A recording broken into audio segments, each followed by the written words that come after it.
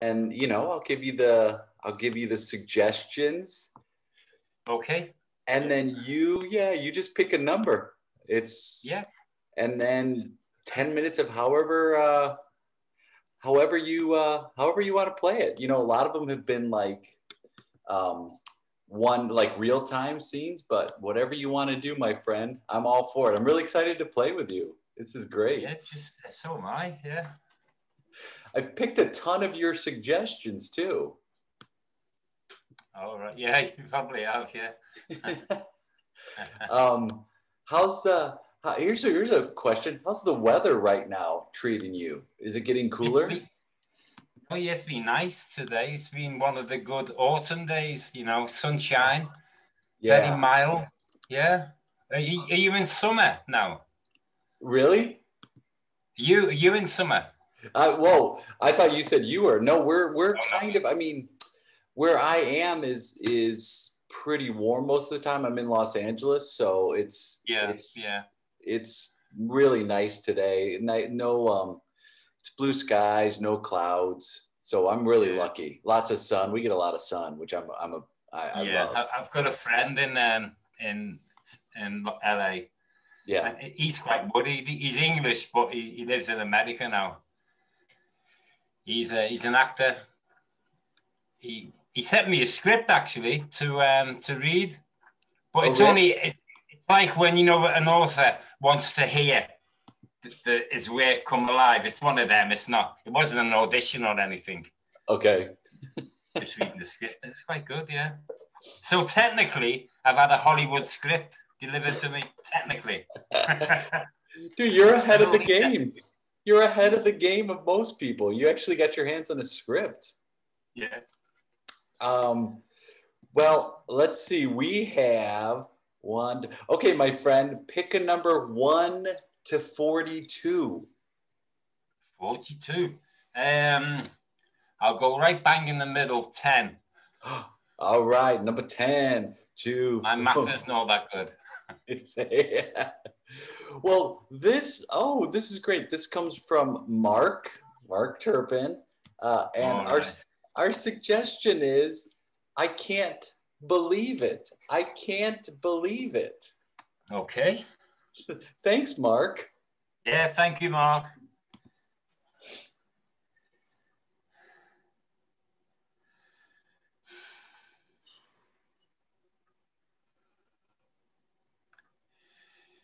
You know what, Joe? Yeah. It's literally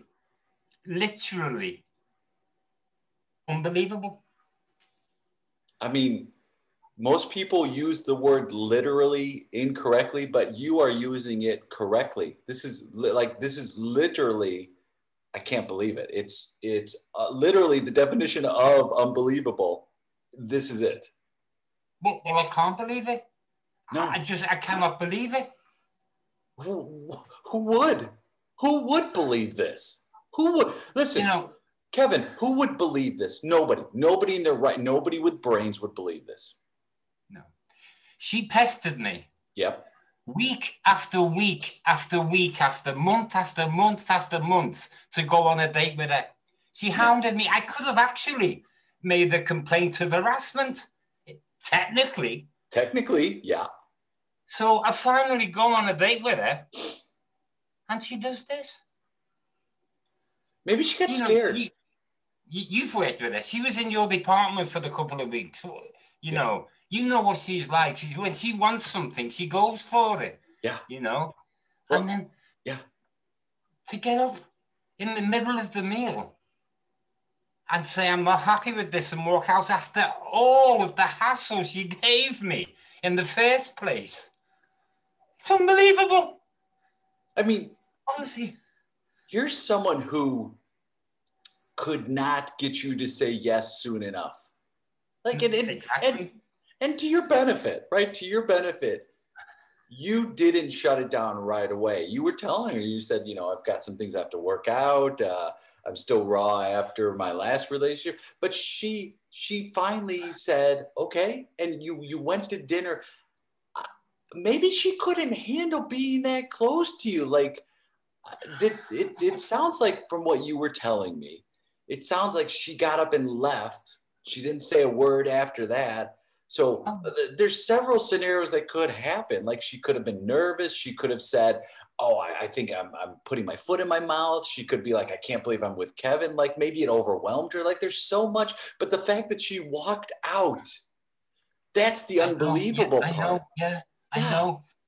And it can't have been, you know, she can't have been put off by the way I was eating about anything, because I gave her a lot of excuses as to why I couldn't go on a date with her. And one of them is because I had violent diarrhea. And she still wanted to go on a date with me. You have. She said, oh, you know, yes, you can take some spare underpants. We'll be okay. No, leave me alone. And finally, we go on the date. And she gets up and walks out. I mean, one might say that you were giving her plenty of reasons to not go on the date, but she still wanted to go on the date with you. Well, you know what I'm like, Joe. Remember when we were in school? You know, I was the one that couldn't tell people straight. You used to do that for me, and I was always grateful. And I tried to handle this on my own, in my own way, and I made so many different excuses as to why I couldn't go to dinner with her, you know. Yeah. And I thought I'd done well.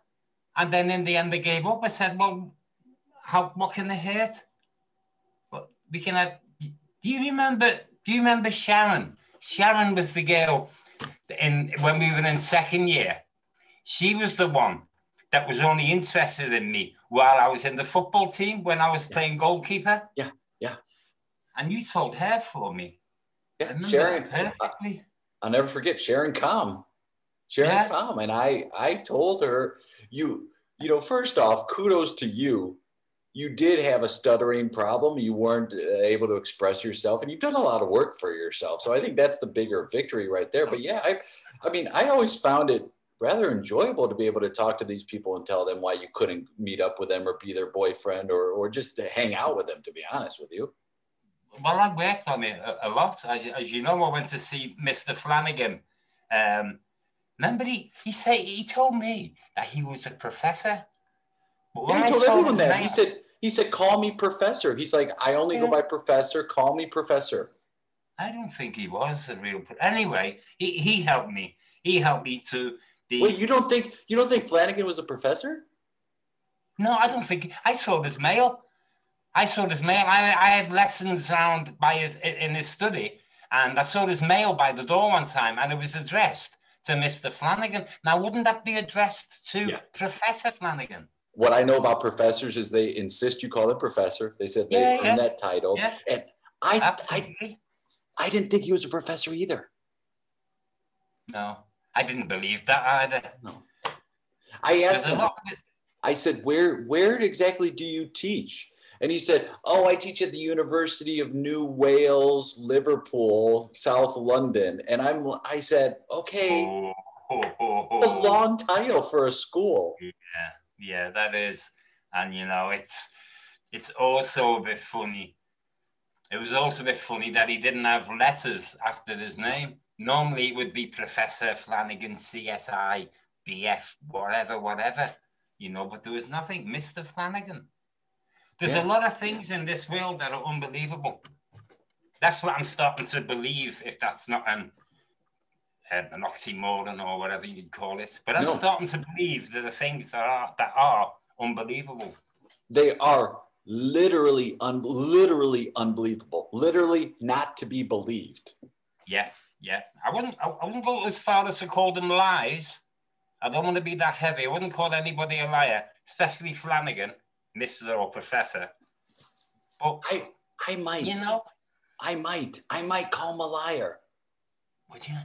Well, I might. I'm like, you know, he insisted we say professor. Like, he insisted on that. And then it's like, well, if you're not a professor, then you're lying. Then you're lying. But I'm with you. I'm so afraid to call people out as liars. Yeah, especially Adam was one of the ones I used to stutter on as well. So it would have been difficult. I would have been all flustered if I was going to have any kind of confrontation with him. Yeah. So it wouldn't have went down well anyway. But as I'm getting older, I'm starting to believe that things are unbelievable. I mean, the more you look, right? And the more you start to learn. Yeah.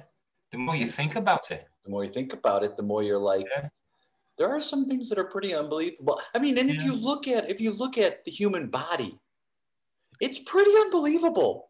The intestines are so long and they're coiled up into our body and the way that it works. I mean, it's a pretty unbelievable. Unbelievable doesn't have to be a negative thing. It could be a positive thing. Yeah. It could be, Unbelievable. Oh, thank you. Oh, no, he got the steak sandwich. Thank you. I mean, thank you so much. Well, you bring the dessert cart around. I guess. I mean, do you want to get some dessert? Yeah. I mean, bring. I hear the desserts here, Kevin. I hear the desserts are unbelievable, and that's coming from my brother, who is hard to impress. He says the desserts are unbelievable, and that is a good unbelievable. That's a good unbelievable. There's good. Most people think unbelievable is a bad thing. It's not. Sometimes it's a very good thing. Like, look at this. This fish looks unbelievable. It looks so good. I don't even want to eat it. It's unbelievable. Well, yeah, and the sauce is unbelievable. It's absolutely fantastic. It's brilliant. Oh, you know what's unbelievable, Kevin? What? That we don't get together like this often. That's the unbelievable part. Well, I thought, why waste the dinner? She walked out. Might as well call you round, get you round here, and make it for the dessert trolley, at least. Anytime anybody stands up and walks away from you, you call me. Oh, my man. You call me. Oh my God, that sauce is unbelievable. Unbelievable. Hey, by the way, happy birthday. Yeah. Happy birthday. Yeah, thanks, mate. Thanks, Joe.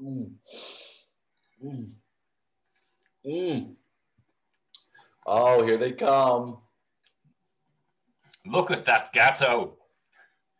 Now that's a gatto. That's a gatto. Madam, we like you. Hey, to you. Hey, to you, Kevin. You, thanks, Joe. Best brother a man could have. Thanks for being born. Scene. You got me there, mate. Michael.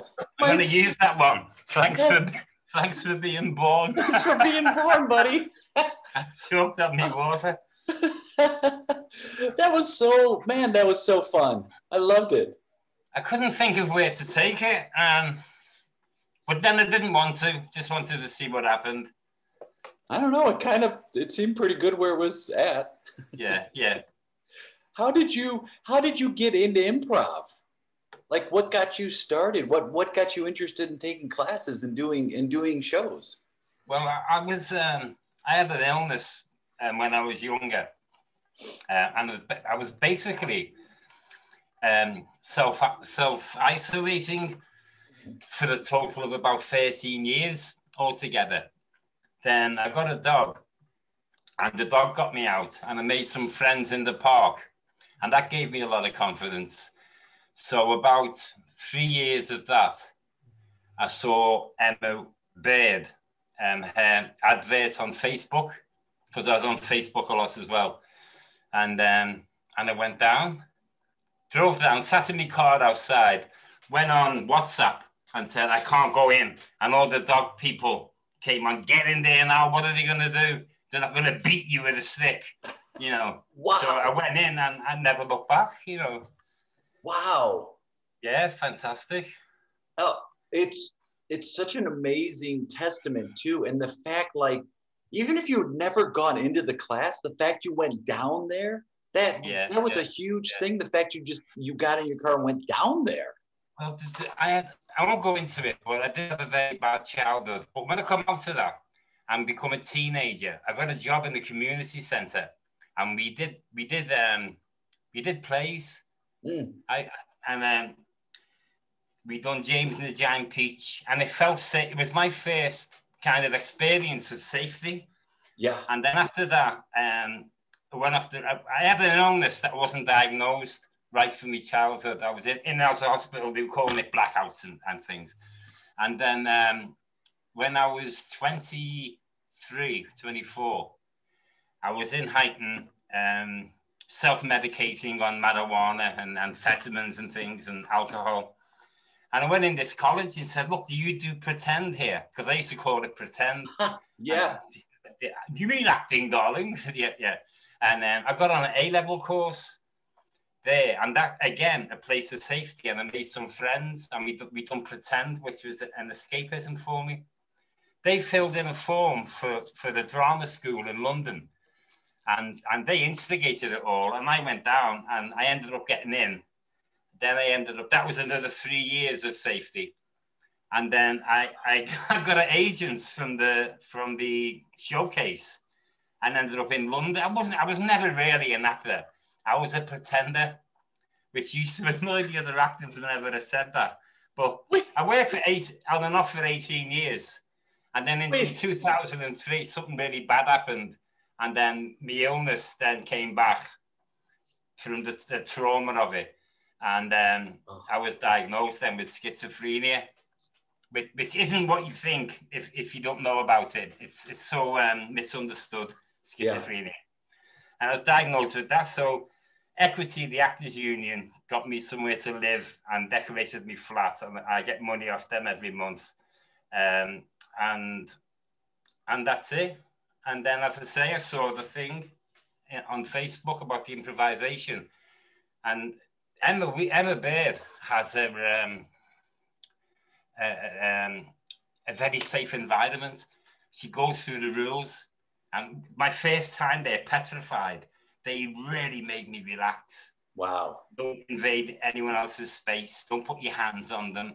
There's going to be no racism. There's going to be no sexism. Yeah. And I thought, great. Is it lip service? No, it isn't. Huh. She means it, and it's every time, every session. I really miss the live sessions, you know. The computer's great for people. I would never have met you otherwise. Right. And people in India, you know. Right. Siddharth and Jyrant and everyone. Oh. And Seki wouldn't have met them at all. And Christopher, Christian, who's in Denmark. Poland, Denmark, yeah. All over the world. Been fantastic. Well, two things. One, it's really funny. You're like, I'm not much of an actor, but then you have you got an agent and you have a history with acting. So it's like, I guess by default you are, but it's a different thing altogether. I've done improv. The shows we've done in the community centre. There was one we took around pubs. This company come in and we improvised the play. But before the scene would start, I would know what my character was, what objective I had to reach in the scene. I'd know who you. So you knew everything. You just filled around it. You wouldn't do off the wall. Where I find the most exciting thing. You just step forward with somebody, and they might say, you know, they might be a kangaroo. They could be anything. You know, you don't know where you're gonna go. Yeah. You know, that's what I love about it. One of the things I really like about it. It's scary and but brilliant at the same time. And I mean, you mentioned the safety aspect. I think that's just paramount for doing anything creative. Creative is, and especially improv, is to feel like I'm in a safe space and to back that up, not just say it, but then also you really do mean it and you hold people accountable for that. And then when that can happen, beautiful things come of that. Yeah. Well, I went through a lot of the acting years. I went with the fear of being raped. You see, that was one of the things that really ties you down. I wouldn't go in pubs. They were dangerous places because humans were drinking alcohol. And I tried to get to Wales 3 times to live in a cave. Really? And, I got stopped once, and they had to keep me in the police station because there were no beds. Oh. And they weren't worried about me, the practicality of living in a cave. All they were all concerned about, they come to the door And then I had all this tinned food, but I didn't have a tin opener. And that's all they were concerned with. They could, the hatchet go, oh, so you're the bloke with no tin opener. You know, not the fact I'm going to live in a cave and the practicality of that. You know, like funny. So some funny memories from it all. But I've got my medication right now. And it's the most misunderstood illness as well. You know, there are far more people with schizophrenia that get attacked than attack other people. I've got my own theory. I think people with schizophrenia who attack other people would attack people anyway, even if they didn't have, maybe at a football match or in a pub late one night, you know, because there's a lot of violence in society. And lots of people I know with schizophrenia just won't go out. Right. Yeah, they self-isolate, you know. And it seems to like be an easy in comedy, like an easy and unnecessary punchline a lot of times. And it's wrong. It's wrong. I mean, it's incorrect. Because you say, there's one joke which is quite funny. The comedian says, my uncle's schizophrenic, but he's nice people. But it's not two different people though. That's multiple personality. Yeah. It's completely different. With schizophrenia, you can come delusional. You can not know what year it is. You could have thoughts about things and that in your head are real. And you can hear voices. I've never seen anything that isn't there. Now, a psychiatrist asked me once, can you see things that aren't there? So I said, well, I wouldn't know, would I? Because if I can see them, how would I know they weren't there? You know. I mean, that's true. Yeah. Yeah, I know. Yeah. But a psychiatrist said to me, he said, look, Michael, don't tell anyone you've got schizophrenia. Tell them it's bipolar because the medication's quite similar. And I just find that really offensive, you know, for the educated man to tell me that I should hide an illness, which is an illness, which I understand the illness very well. I understand how important my medication is to keep me on the right track. And I can see the signs. If I do start to slip, I can spot the signs along the way. But I'm the type, if me and you were in this restaurant that we've in our improv, and you tell me the waitress, she's the devil, she's going to kill you, and you give me a weapon to sort it out, so I say, tell you what, you get the weapon, I'll go and get the police, and I'll be off, you know. I'll be off. Well, I do hear voices when I'm not well, when I'm stressed. And the thing is, not in your head. That I hear them like I hear you now, they're outside the head. I have a man and woman behind me that are just so detrimental and just say the worst things to make me want to kill myself. But I don't hear them now with the right medication. Sometimes when I get stressed or anxious, there's a faint whisper, just faint. I can't even make out what they're saying. So I just dismiss them. I can put the television on, put some music on, and they've gone, you know. I think it's really brave and vulnerable of you to talk about it too, because it also helps with awareness and understanding. And I feel like other people that might see this, just one person that's sitting in the house, that's looking at the adverts on Facebook. Just one person goes, well, I'll go down and see Emma Baird, you know, or whatever, with the internet, whatever city they're in, or whatever country, instead of being in the flat. Don't be scared of your illness. It's just an illness, and if you're in control of it, and you can mix with other people and follow all the social rules, go out and get a hobby I feel like I've got my life back through my dog, and now through improv, because I'm mixing with more human beings, you know. I mean, it's like they say, you know, you don't choose the dog chooses you.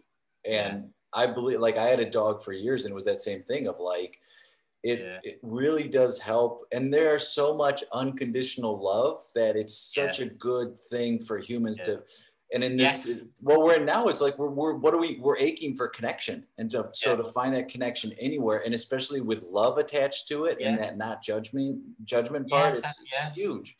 There's no undercurrents. There's nothing. It's just pure. You know? And you go to the park, and I say good morning to everybody I pass, and if they've got a dog, that I'm quite famous in the park now because proper dog lovers really like me because I genuinely love the dogs. Yeah. And when they see their dogs being happy with me, it makes them happy. So over the years, I've been going to the park. I've made some really good friends, you know. We have a president-elect now. Oh, God. Who is going to bring dogs back into the White House. We haven't had dogs in the White House for 4 years. It's a rescue, I think. I think it's a rescue. It's got a rescue, and they're German Shepherds. It's one or two German Shepherds, and they're rescues. And it's like, after 4 years of not having dogs in the White House, I think that's a huge commentary. It's like if you have somebody who owns a dog or not, and it's been so long since there's been a dog it's been 4 years since a dog's been in the White House, and now they're coming back. It's huge. Oh, yeah. I'm kind of glad he doesn't have a dog. So yes, for sure. I don't want him near dogs. You know, he's doing bad enough with humans, isn't he? Right. What's Michael? If people want to follow you online or watch things you're doing, you know, or reach out to you, or just see what's happening with you, what's the best way? The best way is to look out for Liverpool Comedy Improv. Okay. I'm doing a course now, an intermediate course. And we're going to do a show at Christmas of games, short form games. We done some a short while ago. It's a really good group of people, very talented people, men and women that are in it. And we bonded very well, you know. So it's huge. It's huge finding that group. Yeah. You know? Yeah. It's finding a group of people that you bond with, whether it's improv or, dog walkers or church or whatever it is, finding that group that you really connect with. I mean, it is so important to humans. Yeah. I know, it's weird because sometimes you say good morning to somebody that doesn't have a dog with them, and it's like there's a little shock before they reply. But to another dog walker, it could be a stranger. It's just good morning straight away. And we've created a sense of community in the park.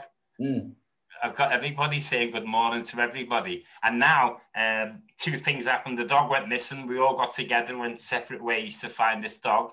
An old lady got hit in the knee by a dog. So we got the parkie to come down with the van and get a lift home or to the walking centre. So there's that sense of community now, and it makes it feel safer. Yeah. It's a good place to walk the dog. Well, you've been a huge supporter, and I really appreciate you give really fantastic suggestions. And I was so thrilled we got a chance to play together. And whether we do another one in person or we do it face-to-face live, I can't wait to play with you again, my friend.